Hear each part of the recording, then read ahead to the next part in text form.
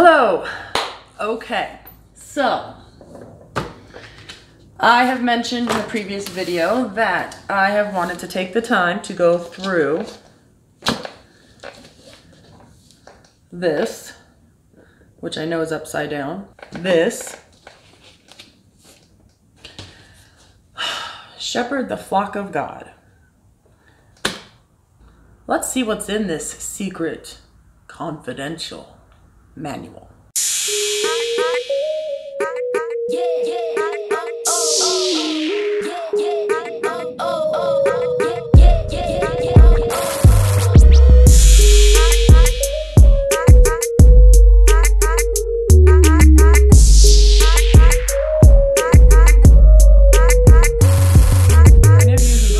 What this is, when a brother, a male member of the Jehovah's Witness religion, when a brother becomes an elder, usually first a ministerial servant, then an elder, at least to the best of my memory, they are issued a secret manual called Shepherd the Flock of God.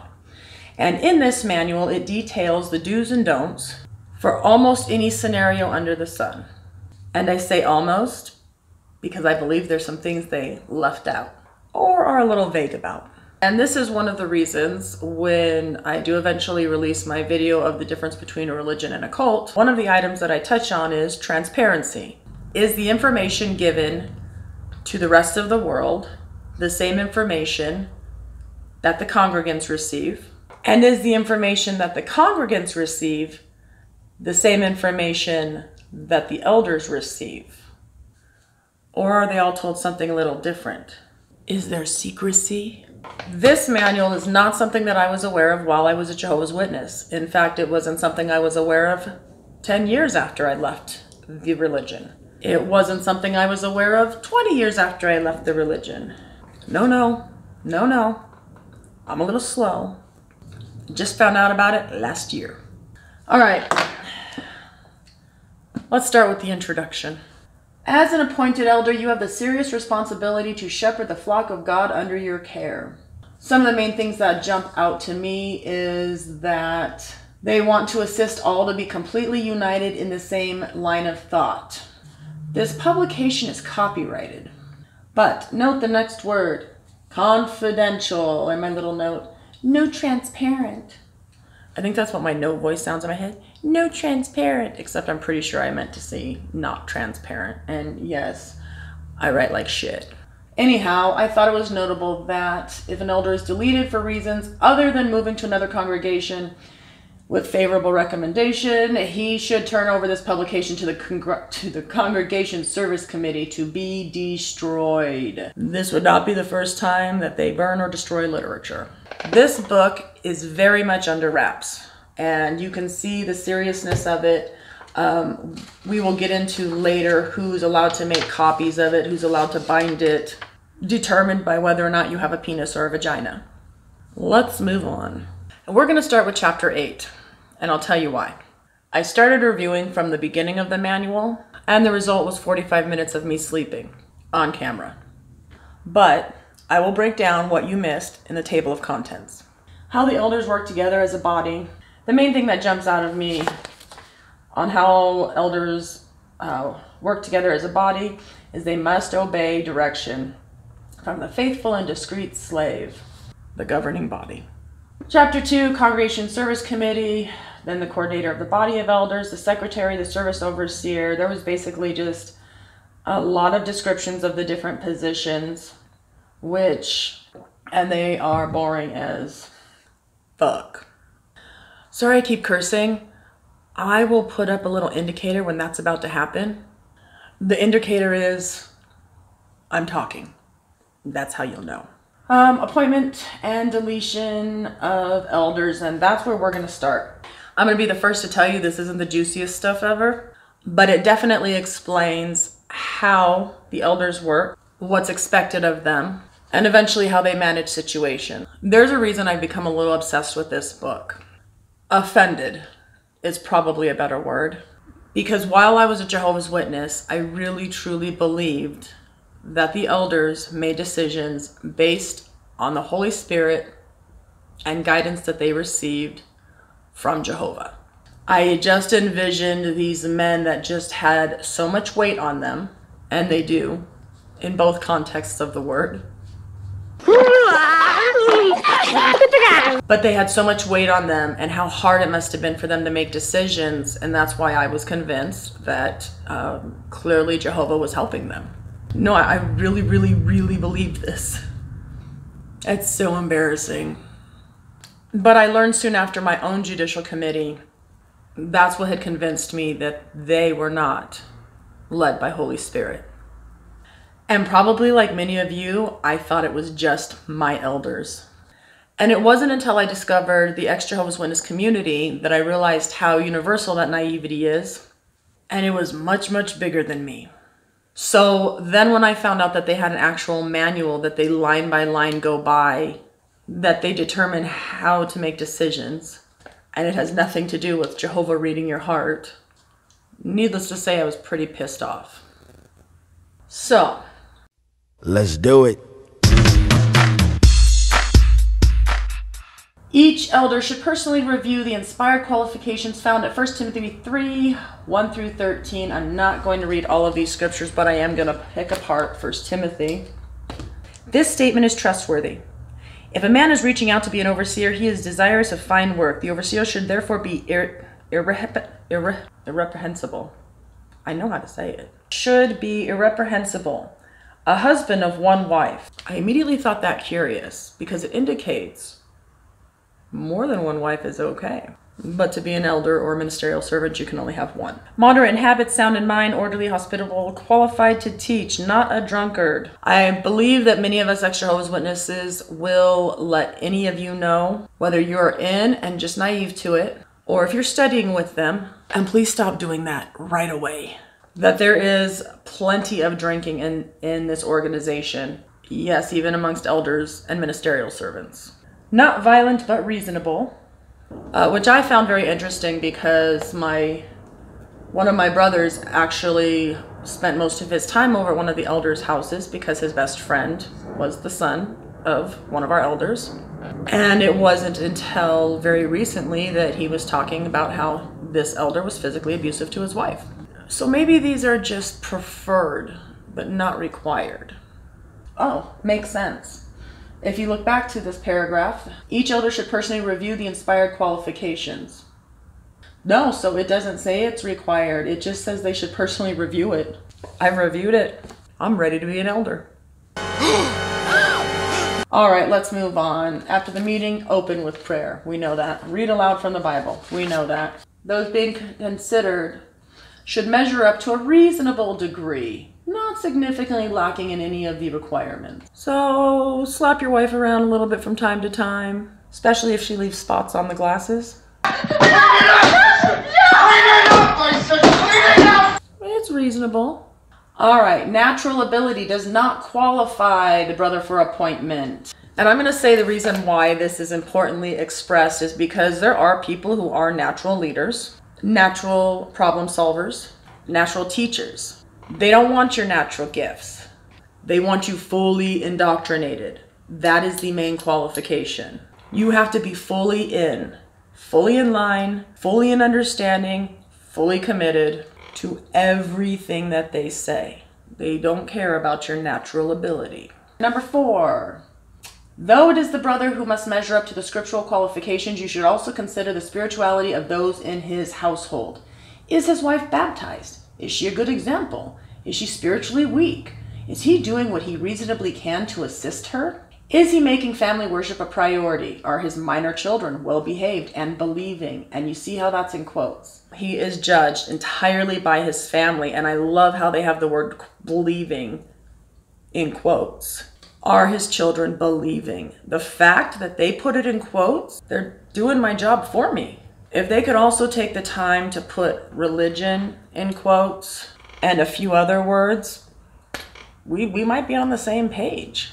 Yeah, basically, if his children aren't progressing toward dedication to God or already baptized, he won't be considered.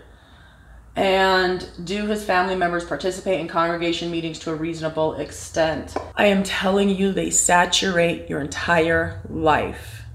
This definitely gave me a better understanding from a child's perspective as to why my dad was the way he was. I knew that there was expectations for him as the head of the household. We were constantly reminded that we were a representation of him and my mommy. If you read this paragraph to the depth that you are being analyzed and constantly reviewed, is your dog obedient? Because if you can't control your dog, you can't control our congregants. Next, does the congregation respect him as a spiritual man? Does he display the fruit of the Spirit? Does he have meaningful share in the ministry? Does his use of his time give evidence that he is putting kingdom interests first? So, if you are a brother and you're putting in your 10 hours a month, and you have a very lovely, supportive wife, and she puts in her 10 hours a month, and your two unbaptized publisher children are putting in their 10 hours a month, you know they're called publishers for a reason, because they're working for a book publishing company. I'm not telling you anything you don't already know, unless you didn't, in which case, you're welcome. And if they're attending meetings regularly, all 5 of them, for us it was 2 on Sunday, 2 on Tuesday, 1 on Thursday, but I think at some point they switched Thursday and Tuesday. Now I guess it's changed altogether, or it's like 2 meetings less, or is it 1 meeting less? I think they got rid of the book study. Let me know in the comments, was it the book study that they got rid of? Or I thought it was the Theocratic Ministry School. Now I'm all confused. In any case, I know these people are lucky these days. They only have to leave their house twice a week to go serve the Lord. But supposing his family attends regularly, they're prepared and they participate as is expected. And then Saturday after field service, you know, maybe he likes to play guitar for a couple of hours in the evening. Maybe he wants to go to school. Just kidding, that was a trick. Maybe he has a sports hobby that he enjoys playing, which is normally fine as long as he doesn't play it with anybody that's not a Jehovah's Witness. Same rules still apply. But if you go back to reading here, it specifically says, does his use of time give evidence that he's putting kingdom interests first? When you're playing that guitar, are you playing kingdom melodies? Because then that's totally fine. Or are you slipping some Jimmy in there? Because that's not okay. You no longer qualify to be an elder. You are not wisely using your time to put kingdom interests first. I'm serious, guys. It's that controlled. Like I said, this stuff is not necessarily juicy, but it's important for you to know who is on the committee and how those men are selected before we get down to the table of contents about medical matters, child abuse, and pornography, just to name a few. Cautions before recommending certain brothers. If they were previously reproved, disfellowshipped, or dissociated, and there's a whole slew of questions here about whether or not it was in the last 3 years or the past 5 years. Again, the reason to me this is important is because I was always under the impression that heartfelt changes that you made and that were evident in your life, how you live and present yourself, that's what Jehovah looked at and then guided these men to make decisions. The fact that there are hard timelines, 3 years, 5 years, that's just so human. Basically wants to know, what is the date of the reinstatement? When were the restrictions lifted? Were they disfellowshipped, disassociated? Do others view him as a good example? Okay, so they take into whether or not they were disfellowshipped or disassociated. This is important to note later when we get into the child sexual abuse, because a child molester, elder, can lose his privileges. If there's an odd cut right here, I completed this video and apparently my camera shut off because I ran out of space. The cautions that you should take before recommending a brother, picking up from where I left off. Is he guilty of adultery in the past? Questions are, when did it occur? Was he disfellowshipped? Did the innocent mate reject him? So if the elder is a good controlling husband and he commits adultery and he convinces his wife to stay, he's still at a higher status than if she left. It's not about the sin. It's whether or not she stayed. So he is more likely to not be recommended if she left. I would say this is because it's a good indicator of his ability to control. And to be an elder, you must be controlling. Is the innocent mate still alive? You know, because if she's dead, no harm, no foul. Oh, has he been separated or is he unscripturally divorced? So I'm going to try to explain this the best I can from the knowledge that I had, which I think might have changed a little bit over time. So how it was previously, I think it's still the same. I'm not sure. I'm sure somebody will let me know if it's not. Once you're married for life. The only reason that you can get a divorce is if you commit adultery. That is the only scriptural grounds for divorce. So that's why they reference here if the gentleman is unscripturally divorced. So, as I said, they are married for life. So if you are in an abusive relationship, either party, and you file for and get a divorce, that divorce is legal, but not scriptural.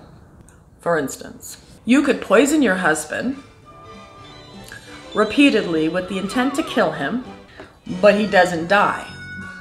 And since it seems that Watchtower is more concerned with sin than crime, surely you wouldn't be reported to the authorities, right?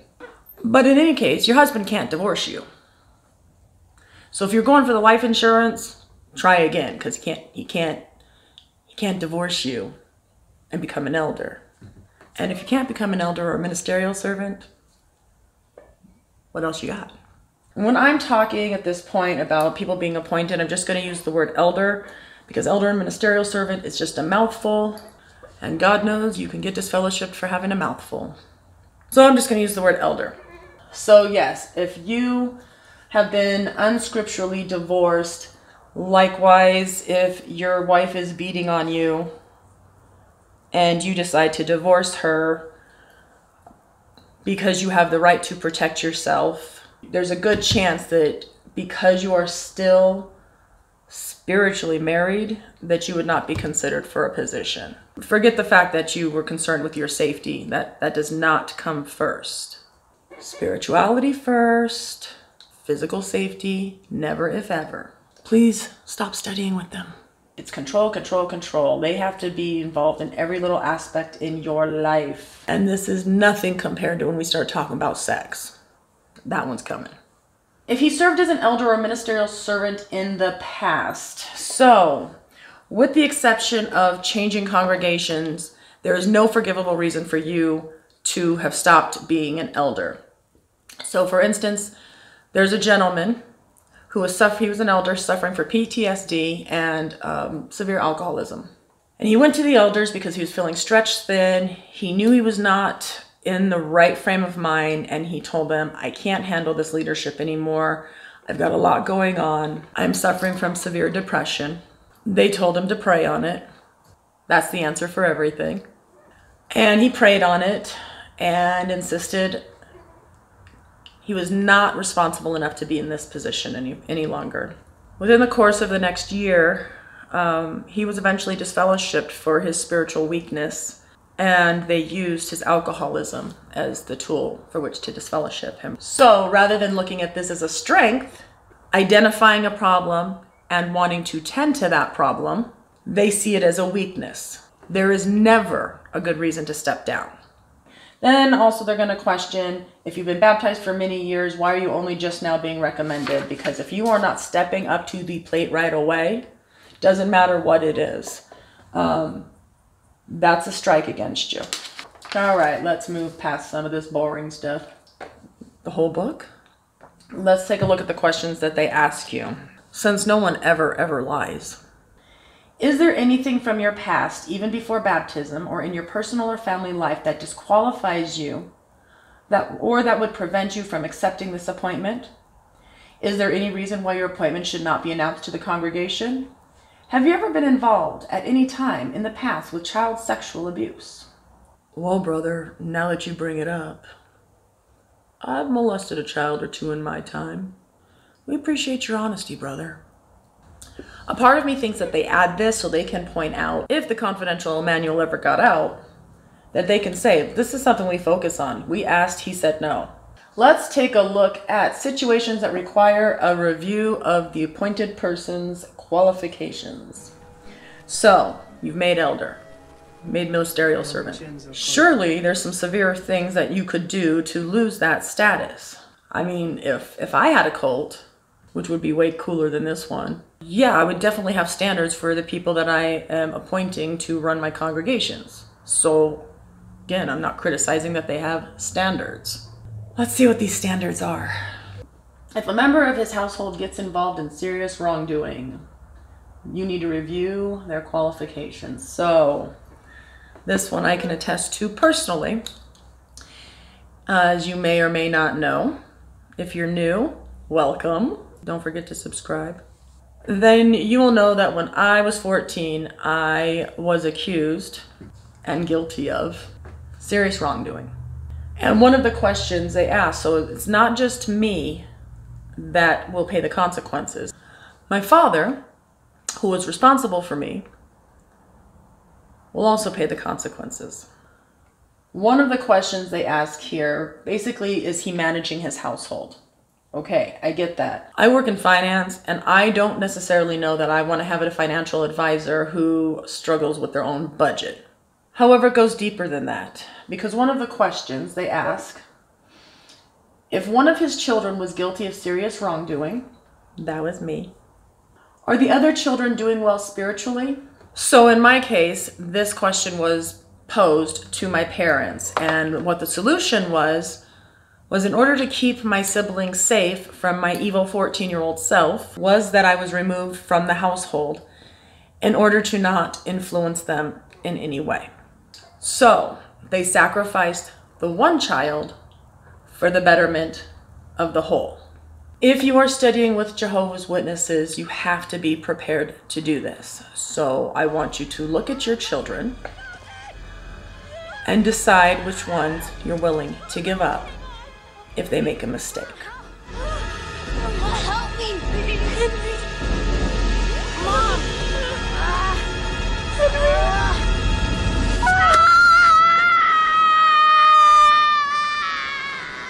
And you may not have a choice, because the one that screws up might be the one you really like.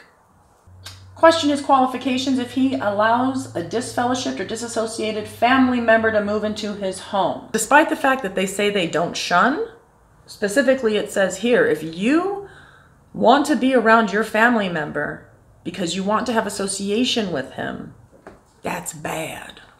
We do not associate with anybody, even family members, who are no longer of the flock. Yeah, one of the questions here, have a number of people lost respect for him? So whether or not you help out a child by having them move back into the house with you, doesn't specify grown or not grown. I'm going to assume grown. But I can tell you in my situation, I was 14 and far from grown. Next, if he supports the marriage of a baptized Christian to an unbaptized person. Yes, so men are definitely held accountable for any activities their children do, even when they're grown. They're less responsible at a point when their sons become baptized, become ministerial servants or elders themselves, and they are less responsible for their daughters once their daughters marry, because that's just about the accomplishment you can have. But if he supports his son, who is baptized, marrying someone else in the congregation who has not been baptized, his character will be evaluated, and he could possibly lose his privileges as a leader in the church. In fact, a brother's qualifications as elder should also be reviewed if he didn't even get involved personally, but he allowed his wife to get involved with his son marrying a non-Jehovah's Witness. Allows his wife. If you don't pick up on these little tidbits of language, they're gonna get you. He determines what his wife is allowed and not allowed to do. You know, like the rest of the children. So yes, I will tell you this. Even if he doesn't allow his wife and she does it anyway, she goes to her son's wedding, the elder is still responsible because he's not controlling his wife enough. If he committed a disfellowshipping offense years in the past and the matter was never addressed, then he could lose his privileges. There is... The body of elders may determine he can continue to serve. So he can continue to serve if the following is true. The immorality or other serious wrongdoing occurred more than a few years ago. He's genuinely repentant and recognizes that he should have come forward immediately. Brother? Yes, sir. It has come to our attention that you committed a serious wrongdoing in the past. What do you have to say for yourself? It was like a couple years ago, and I did rape and mutilate that baby, but it was a couple years ago, and I'm sorry, and I should have told you sooner. You have met the criteria as laid out in Shepherd the Flock of God. Your privileges shall remain. Hallelujah. Hallelujah. Okay. Seriously, that's what it says.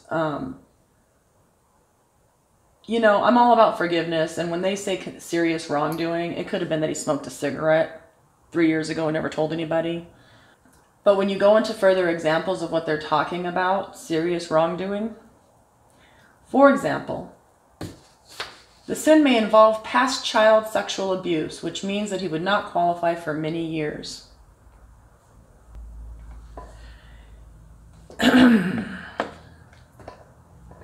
It does tag on the words, if ever. If they find out that you raped a couple of kids, you could eventually qualify for eldership again. I mean, it says many years, and I don't know what that means to anyone. When you ask a 2-year-old, how old are you? I'm this many. So many can be 2. Depends on your interpretation. But my question is it ever okay? Is there any amount of years that can go by when somebody has fondled, fornicated, or fucked a child, wherein you're like, yes, please come back, lead us. Enough years have passed.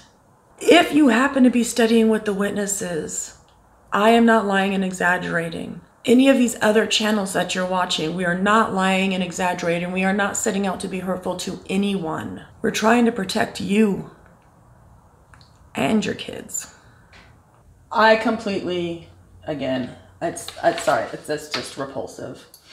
Let's just really quickly go through the rest of this list. If he filed for bankruptcy, they might have to review his qualifications. Oh, if he or a member of his household pursues higher education, we're not going to go through this really quick. This one needs some addressing. Witnesses today will say they are not against higher education. They will say that it's just recommended because of the dangers of college.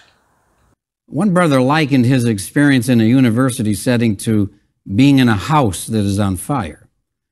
Spiritually speaking, he said, even if you escape alive, your clothes still smell like smoke. So when the witness woman who I speak to first came by, she was super, oh, you're going to school. That's just amazing. I have my degree as well. It does happen. I told her I was surprised to hear that kind of support because how I was raised, they were against higher education. And of course she said, oh, no, we don't, it's not like that anymore. Then I decided to go to and record their circuit overseer visit, wherein he greatly expressed the governing body's disapproval of anyone pursuing higher education. And you can listen to that talk in my video. If you want an education, you're just like Satan. So if anybody's telling you that that's a myth, it is right here in this book. This again is the secret. The secret elder's manual, that if an elder or any member of his household pursues higher education,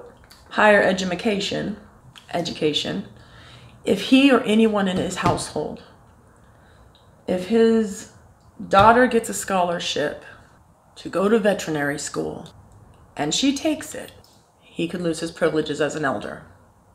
Her time is better well spent in the ministry. Licking my fingers again.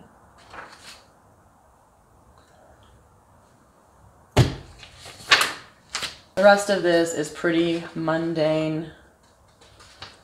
It's like deletions, resignations, different reasons to handle things. in the Secret Elder's Manual. The secret's in the sauce. I'm a huge movie buff, if you can't tell by my other videos. Me and my family often talk to each other in movie quotes, which is really weird, I guess. So if you happen to know what that line is from, the secret's in the sauce, let me know down in the comments. There's a lot more topics to cover that are definitely more juicy. I don't know why I keep using the word juicy. Moist? Let's stick with juicy. And by that, I don't know, I guess I mean beefier, heavier, weightier. I'll definitely be hitting on medical matters, pornography. Oh, behave. Yeah. Child abuse. Learning to turn a page in a book. So, that endeth the first part. Oh, if you haven't, and if you can, every donation you make saves 3 lives. So that's my plug this week. Support your local Red Cross. I appreciate all the support that I've been getting, especially in my comments. And the incredible support that this community has for each other is amazing. I am so glad to be a part of it. Thanks for watching, and I'll see you next time.